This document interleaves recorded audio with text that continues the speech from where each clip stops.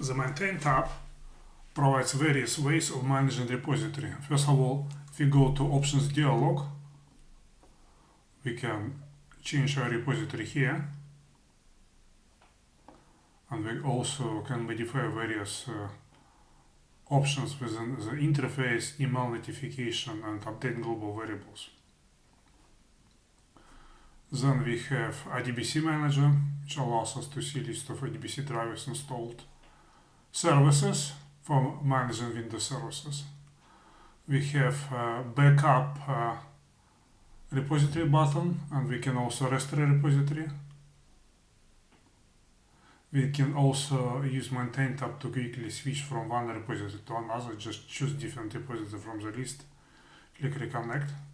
Then we have a repository creation wizard. It is used to create brand new repository. And we have a repository synchronization wizard, which allows us to copy data from one repository to another. At the bottom of the screen, we have a list of available nodes. The node is just a computer. To see node property, double click on the button. Here they are. Our software use same repository for all our products. That means that you can easily migrate from one version to another